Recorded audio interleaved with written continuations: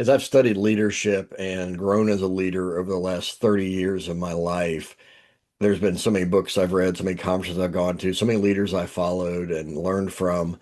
And there's just so many things that can be said about leadership. And what I've realized is it's a very broad topic, right? It's a very generic topic unless you really get specific about specific industries or roles or details about actions you need to take as a leader.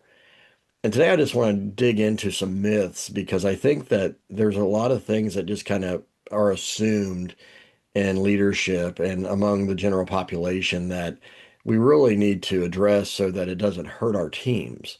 And the first one is this, is that if you're a nice person, you're a good leader. If people like you, you're a great leader. That's what some people feel. That's what some people live by and act like. And yet the reality is that being nice is a great thing. I think everybody should be nice. I think we should help each other. But the reality is sometimes being a leader requires that you're not actually nice, but that you're kind enough to say the hard things, to do the hard things. And that's a different type of approach than most people would think about. So managers who get promoted and maybe they've been a team member and now they're promoted to lead the team.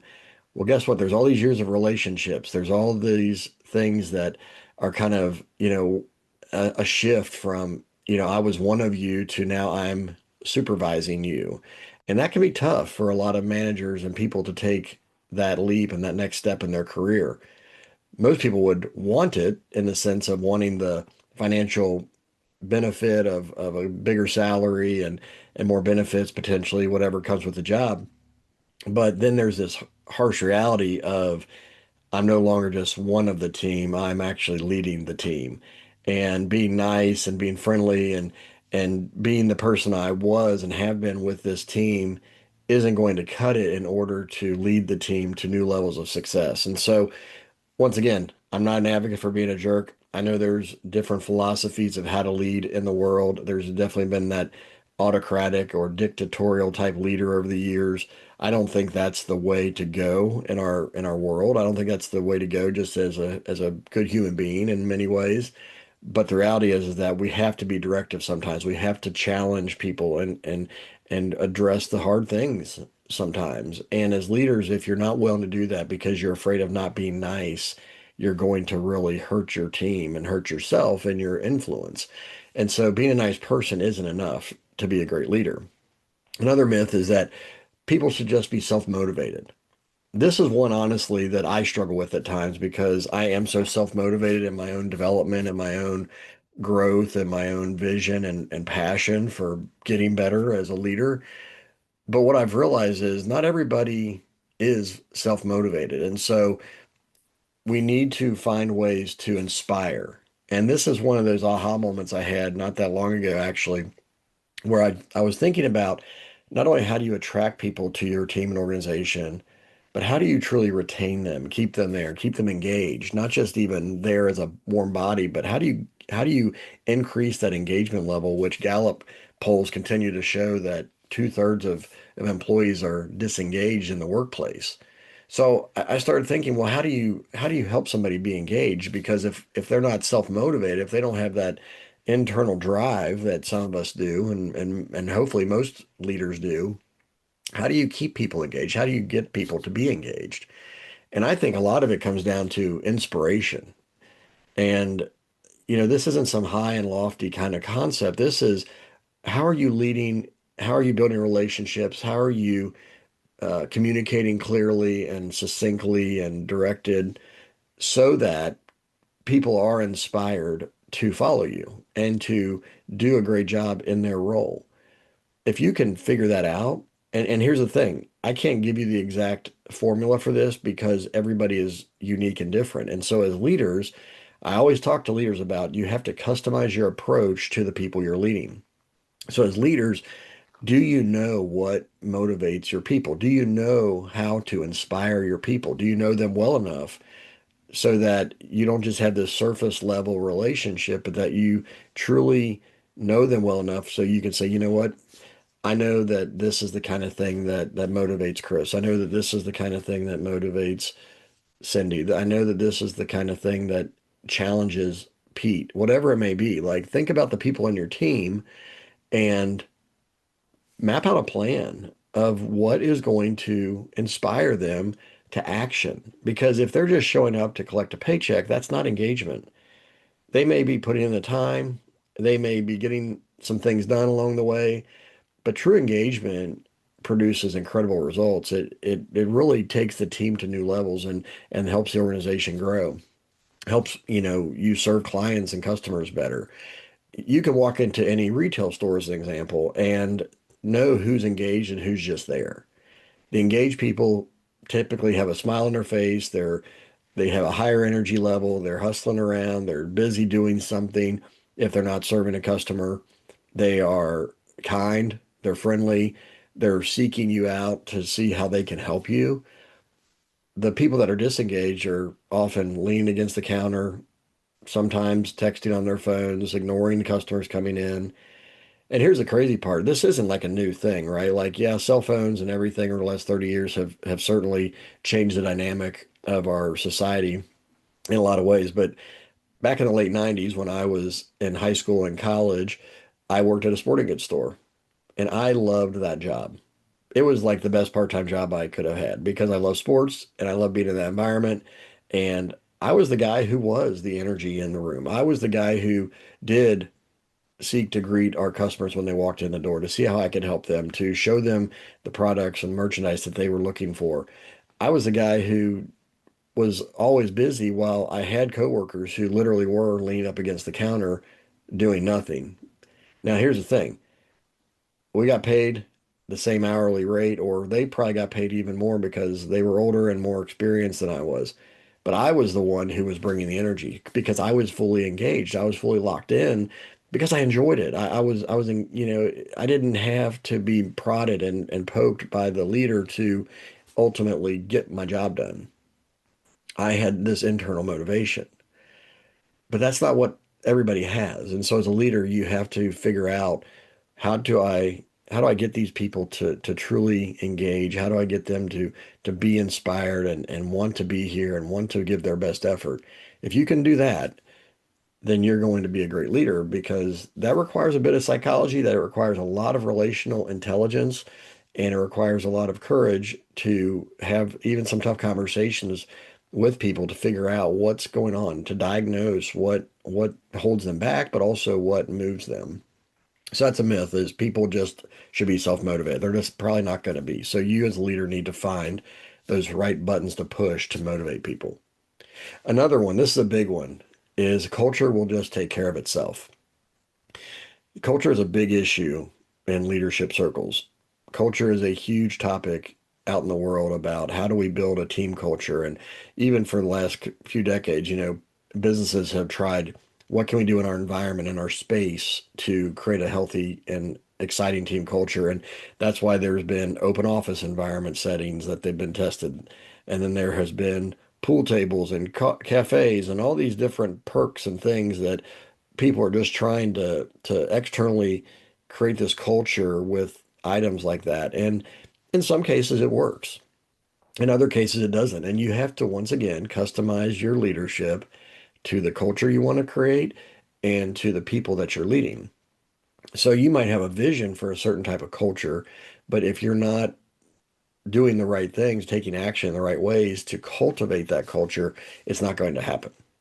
So you need to be mindful of here's the vision I have for the culture I want with my team or with my organization. Here's what needs to happen in order to facilitate that. And here's the other thing, include your people. Include your people in building that culture because it's one thing to have a vision, it's another thing to try to implement that vision on your own without their feedback. Because if something is done to people, they aren't nearly as responsive as if things are done with them. So if you're going to build a culture that's healthy, that's vibrant, that's thriving, that's people are flourishing in their roles, you need to include them along the way because when you do, then they have more buy-in. And so culture doesn't just take care of itself. It takes intentional action. In fact, I like to use the analogy of culture is like farming. It's like agricultural, initiative. You have to prepare the soil. You have to plant the seeds, you have to pull the weeds, you have to water the seeds, you have to make sure that the plants are growing as much as you can control. You have to tend the farm, so to speak, while the growth is happening so that when it's time for harvest, there is plenty of harvest, plenty of growth.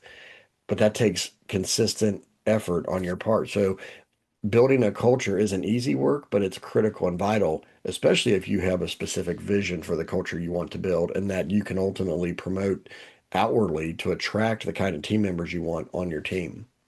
Culture is a huge piece of the hiring process. People are looking for culture to be a good fit for them now. And you have to be the architect, the designer, the cultivator of that as a leader. Another myth is that leadership training takes too much time.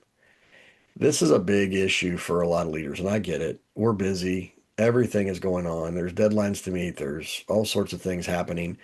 But I'm going to tell you, when you delay training your people, you delay your success and your growth because you can only go, the organization can only go as high as leadership will take it. And if it's just you or a few people who are leading, and you don't have leaders at all levels of the organization, you're going to stifle your growth. And that's just a harsh reality that we have to face. When I talk to companies many times about doing leadership training programs, the pushback is rarely about money to be paid for the investment.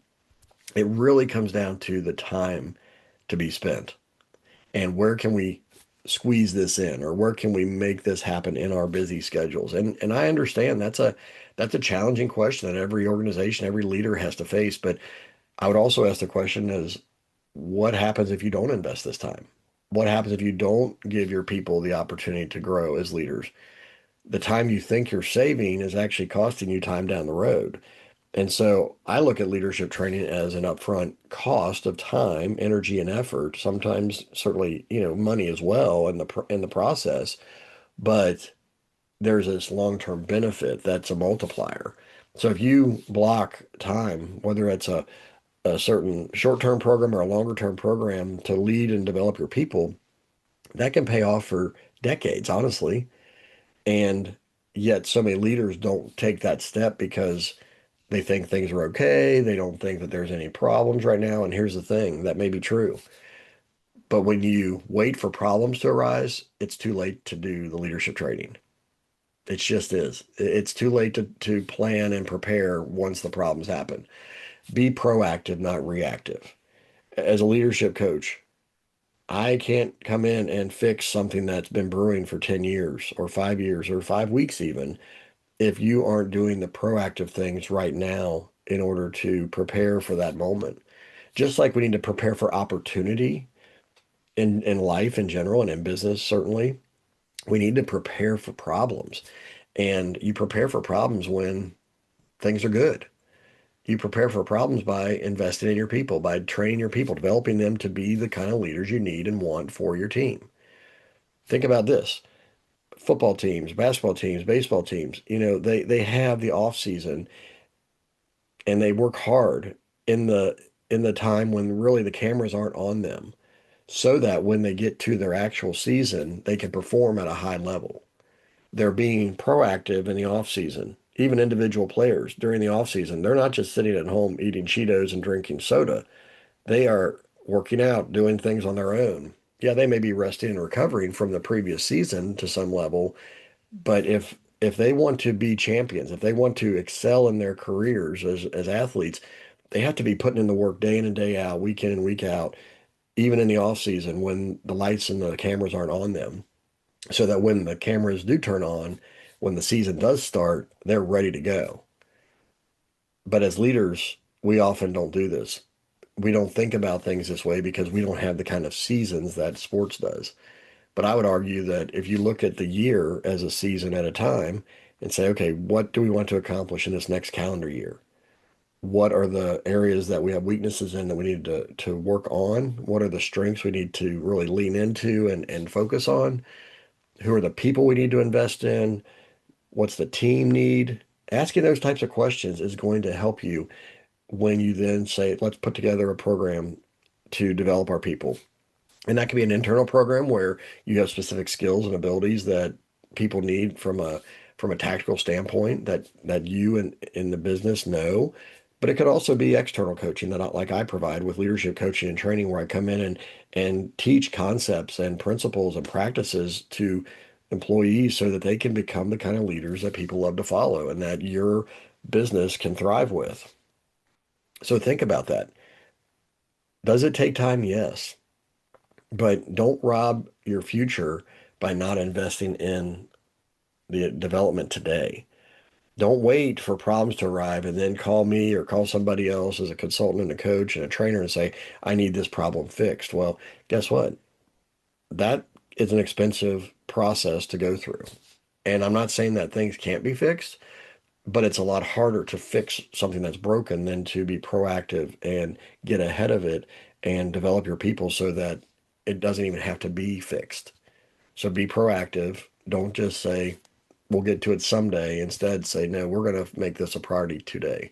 We're going to make this a priority in our budget. We're going to make this a priority in our schedule. We're going to make this a priority in our culture that we're going to invest in our people.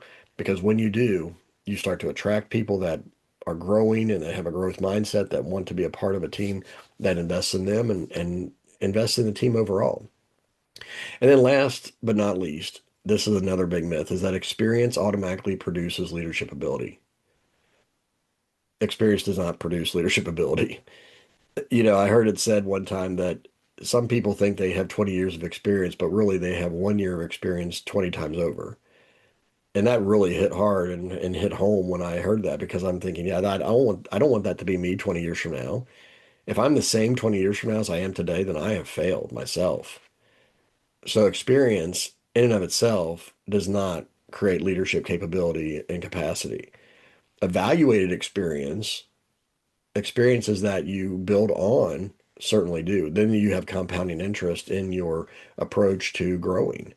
It's that 1% better every day mindset. It's the year over year, what am I doing to grow? It's when you say, you know what, I don't need to worry about personal improve or professional improvement plans because I'm in trouble at my job. Instead, I'm going to create my own personal development plan to read, to listen, to go to conferences, to hire coaches and trainers, to be a part of a growth community. That's when leaders really are grown. For me, I'm the leader I am today because of 30 years of investment in myself. I know the leadership things that work because I've invested 30 years of my life so far in learning leadership, listening to different leadership perspectives and experts, being trained and developed and coached by leaders. And you know what? I still think right now, I'm like, man, I have so much to learn. I have so much to grow. And to me, I can't imagine what the next 30 years looks like in my life as I continue to grow. But I'm excited for that because I know how far I've come from when I was just coming out of high school as an 18-year-old and going into college and really embracing being a leader and what it takes to grow as a leader at that point to where I am today in my late 40s. So what is that going to look like when I'm almost 80 years old? That's the kind of mindset I have. So experiences that I've had have certainly helped me, but if I just kept doing the same things over year without learning from those failures, mistakes, challenges, opportunities, and building on that, I wouldn't be able to help people the way I can help them today. And that's the thing is, as leaders, your experiences matter because when you reach back to mentor and coach and train people in your organization, you can use those experiences as case studies and stories and examples for people, but not if you haven't really gleaned anything from your experiences, not if you have just kind of rested on your laurels and you just said, you know what, I'm just going to do my job and just, everything else will kind of take care of itself. Well, guess what? It doesn't. It doesn't take care of itself. Intentionality is required for leadership ability to be elevated. So experience isn't enough. You have to learn from it. You have to grow from it. You have to build on it. So yes, embrace your experiences, but don't just say, well, I've got experience. I've been in this job for 10 years. I've been in this job or this career for 20 years. I've been in this industry for 30 years. You know, that's great on one level that maybe, you've been in that environment for those amounts of time. But the reality is, it doesn't make you a leader. What makes you a leader is taking all those years of experiences, all the stories, all the lessons learned, all the hard fought challenges you faced, turning those into ways to help other people and help them climb faster and get over things that it took you years to learn and get past. You can help them in literally a conversation so that they can be more effective. That's when you're pulling people up based on your position and your role as an experienced leader. So these are just a few myths that we need to be mindful of as leaders. They're not all the myths, they're not all the things that we think incorrectly about as in leadership, but I do think these are critically important. And so I want to encourage you, grab a copy of my book, The Magnetic Leader. You can go to my website, McClureCoaching.com. You can click on the books tab and you can see both of my books. I had the Way to Greatness, which is my faith-based life coaching style book about how to build a great life, and that's really invested in you. It's about leading yourself first. But then also the magnetic leader is what are the 18 essential actions that you'll implement in your daily leadership so that you can become the leader that people love to follow. If you also want to schedule a free strategy session to talk about the state of your leadership, the state of your team or organization, go to McClure Coaching as well. There's a button to click. You can apply for a free strategy session. We'll sit down and spend about 30 minutes together, kind of reviewing where you are and where you want to go, and put together a plan of what you need to do from here to there. And if I can help you with that as a coach and a trainer, I certainly can offer that. But if there's things that you can just do on your own, then you'll leave with a plan of what to do next. So McClureCoaching.com is the way to connect with me there. But once again, don't fall into the traps of these leadership myths. Instead, be an intentional leader, focused on growing, focused on being kind, but not necessarily just nice, being willing to do the hard things, have the hard conversations. Trust that people aren't just going to be self-motivated, so you need to find ways to inspire them. Make sure you're building the culture intentionally that you want, and invest in your people and invest in being proactive, not reactive. And then finally, don't depend on just experience, but make growth a priority for yourself. Take care. God bless. And we will see you next time.